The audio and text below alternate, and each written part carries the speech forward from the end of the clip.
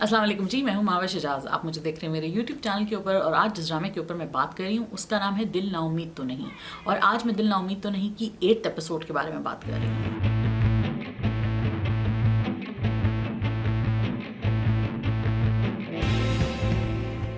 Drama लिखा है आमना मुफ्ती ने, इसको डायरेक्ट किया है काशिफ निसार ने। इसमें हैं यमुना जैदी, नवीद शहजाद, यास्रा रिजवी, अदनान शाह टीपू, बड़े बड़े कैरेक्टर्स हैं। अभी वहाज अली की एंट्री आज सच नहीं हुई है लेकिन हो जाएगी। छोटे सी उनकी बचपन की जो कहानियां हैं, यास्रा रिजवी की भी आई थिंक होपफुली कहीं आएगी। लेकिन इस एपिसोड में हमने ये देखा है कि अल्लाह रखी कैसे सुम्बुल बनी, यानी यमुना जैदी को इस एपिसोड में फाइनली हम देखते हैं कि कैसे उनकी जर्नी थी, किस तरह उनको बेचा गया।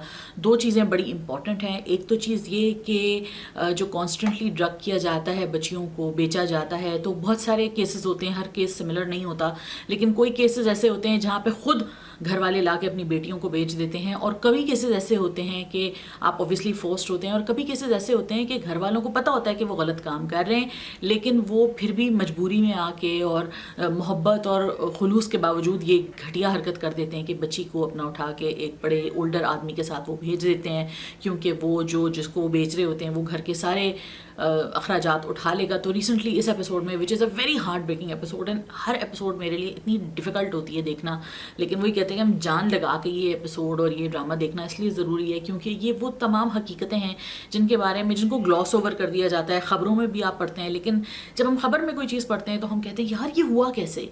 आर्ट और ड्रामा और सिनेमा का पर्पस ये है कि वो आपको वो एक ब्रॉडर लुक दे, या वो एक डीप डाउन जाके किरदारों के अंदर बैठ के आपको बताए कि देखो ये हुआ था।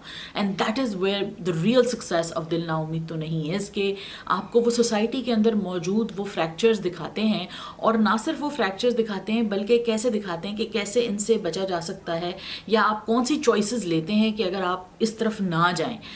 माँ बाप के सामने ये चीज़ उनको मंजूर नहीं थी कि उनकी एक बेटी घर पे बैठ जाती। उन्होंने ये चॉइस ले ली कि हाँ ठीक है, घर की सारी चीज़ें पूरी हो जाएंगी, सारा कुछ हो जाएगा अगर हम अपनी इस छोटी सी बच्ची का जो है निकाह या शादी उसकी रुखसत कर दें उसको इतने बड़े उम्र के आदमी के साथ। So once again very difficult watch, but do keep watching it. आप देखिए इस ड्रामे को।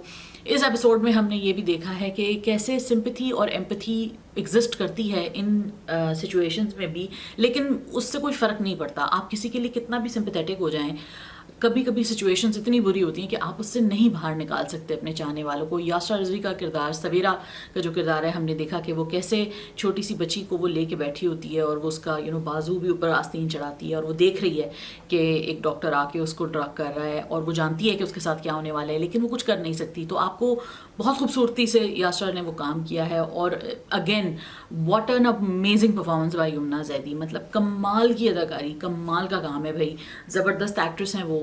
और इतना बड़ा जो एक इतना डिफ़िकल्ट रोल है उसको करना और उसके बारे में सोचना, ये भी बहुत बड़ा चैलेंज है। तो हमें देखते हुए इतना मुश्किल हो रहा है, पता नहीं लिखने वाले और करने वालों ने कितनी मुश्किल से ये सारा शो किया होगा। So hats off to the entire team, hats off to the actors, everybody who was involved, the writer, the director, the team, the channel, everyone. उम्मीद है कि ये आगे जाके भी इसी तरह क्वालिटी अपनी बरकरार रखे। क्वालिटी तो खैर इसकी बहुत अच्छी है, लेकिन थोड़ा सा हम पे रहम करें कि थोड़ा सा कुछ अच्छा हो जाए इस एपिसोड, अगले के एपिसोड्स में इन कैरेक्टर्स के साथ। Let me know what you guys thought, comments में बताइए मुझे आपको ये ड्रामा कैसा लग रहा है। मैं आपके कमेंट्स का भी वेट करूंगी, और इंशाल्लाह अगले एपिसोड के रिव्यू के लिए हम बिल्कुल मिलेंगे। और तब तक के लिए आप लाइक कीजिए, कमेंट कीजिए, सब्सक्राइब कीजिए। खुदा हाफिज़।